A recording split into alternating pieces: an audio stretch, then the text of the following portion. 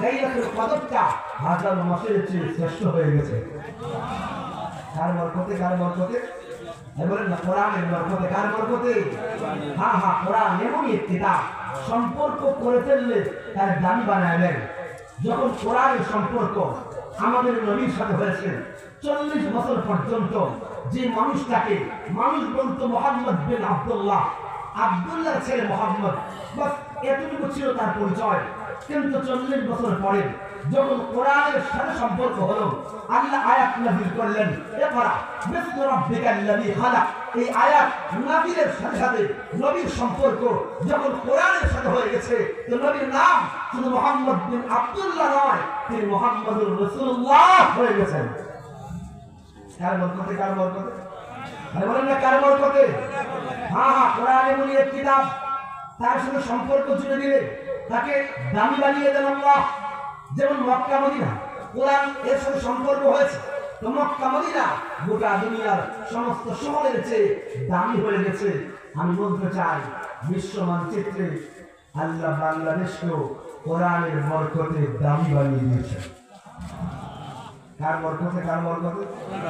আপনার শিক্ষিত মানুষ আমাকে একটা কথা উত্তর দেন তো, আমাদের বাংলাদেশের কোন মানুষ বৈশ্বিক কোন প্রতিযোগিতা, ক্রিকেট হোক, ফুটবল হোক, অলিম্পিক হোক, ভলিবল হোক, হকি হোক, আর কোনো খেলা, কোনো খেলা বিশ্বের মাঝে বৈশ্বিক কোন প্রতিযোগিতায় গিয়া বাংলাদেশকে চ্যাম্পিয়ন বানায় 1 নাম্বার হইয়া বাংলাদেশের লাল সবুজের পতাকা সবার উপরে কেউ তুলে ধরতে পারছে?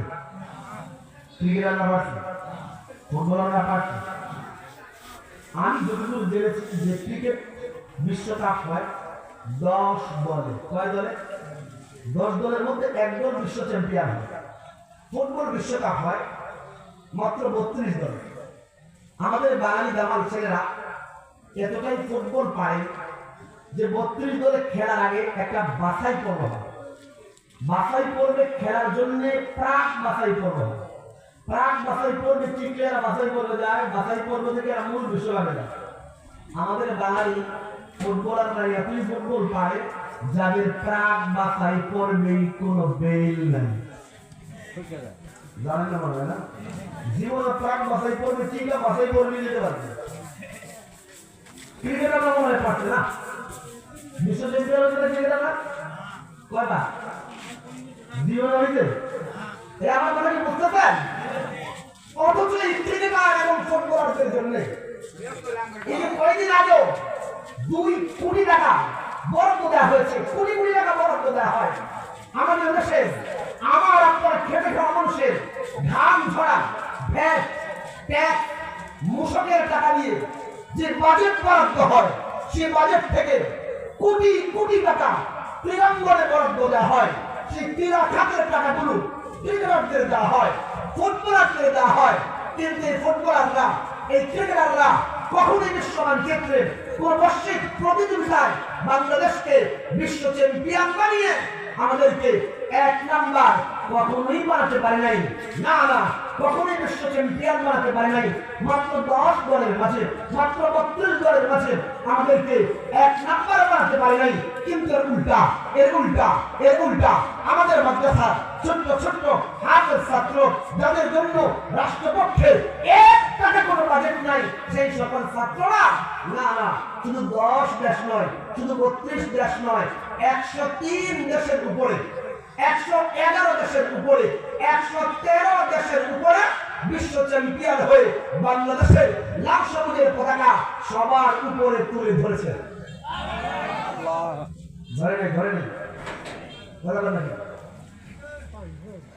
এর মানে বিশ্ব দরবারে যদি আমাদের বিশ্ব চ্যাম্পিয়ন কেউ বানায় থাকে, এটা মানাইছে আমাদের মাদ্রাসার ছাত্ররা।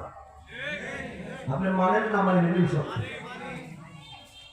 আপনার বিশ্বাস হয় না আমার এটাই সত্য। বিশ্বের মানে 1 নম্বর আমাদেরকে কারা বানাইছে? আপনি বলেন না আমরাও 1 নম্বর হয়েছে।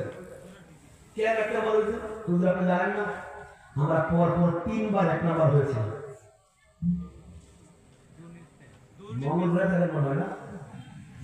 পরপর কয়বার? হ্যাট্রিক করছিলাম তো। আমি কেন হ্যাট্রিক মারলাম? হুজুর আমরা পরপর 3 বার বিশ্ব চ্যাম্পিয়ন হয়েছি, তবে 12 কাজ কইরা না, চুরি চামারি দুর্নীতি করে। যেমন জানেন না আপনারা না, আমি খালি একবার না, পরপর 3 বার।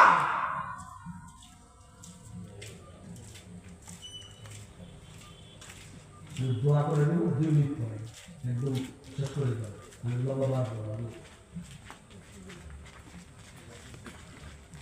কি বাকি কথা আমি বলি যে গান 10:30 11:30 সময় দোয়া করবো, এতক্ষণ বলবেন তো না? কারণ কি বলতেছিলাম যে 1 নাম্বার আমাদের কে বানাইছে? আরে বলেন না, মাদ্রাসা তো কারা বানাইছে? আল্লাহ। এই সব নষ্ট করার মূল হচ্ছে আপনারা নিজেরাই, মানে আমার মাথার সেটিং নষ্ট করা হয়েছে। তোমার বলেন কোরআন আমাদেরকে কম দামি বানাইলো না দামি বানিয়েছে? বলেন না, কম দামি বানাইছে না দামি? আর একটা অংশ বলে আমার বয়ান শেষ, আপনাদেরকে খুশি করবো। একটা জিনিস শিখার বয়ান শেষ করবো। বলেন কিতাব। আরে বাস্তব বুঝছেন, একটা হেলেন শিখা বাস দোয়া হবে। বলেন কিতাব। আর মন খারাপ করে বলেন কিতাব। বলেন কালাম। এই দুইটা শব্দ আসতে মহাস্ত করে ওয়াস্ত অনেক শুনছেন, আজকে এই দুইটা শব্দ শুনে বাদ যাবে।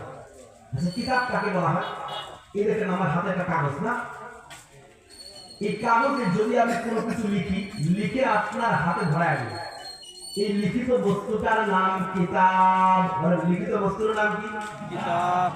সহজ কথা হলো, যেটা মানুষ লিখে দেয় এর নামই কিতাব। কাগজে লিখলেও কিতাব, বোর্ডে লিখলেও কিতাব, অথবা মাটিতে লিখলেও এর নাম জোড়া বলেন না কি নাম? কিতাব। নির্ণয় করতে করতে আধা ঘন্টা সময় চলে যাবে। এর মানে লিখে দিলে এর নাম, লিখে দিলে এর নাম তো কিতাবুল নাস।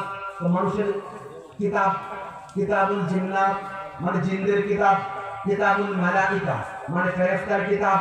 তো বুঝা গেল কিতাবুল্লাহ মানে, আর বলতে পারবেন কিতাবুল্লাহ মানে কার কিতাব? কার কিতাব? তো করি না তো কিতাবুল্লাহ মানে কার কিতাব? আল্লাহ। 2 নম্বর কথা বলেন কালাম। গোনা হবে না, কালাম। যে কালাম মানে কথা, বলেন কালাম মানে কথা। আমি বকবক করতেছি, জোর করে আপনাদেরকে কথা বলাই দিছি, এই কথাকে আরবিতে বলে কালাম। আরবিতে বলে তো কালামুন নাস মানে মানুষের কথা।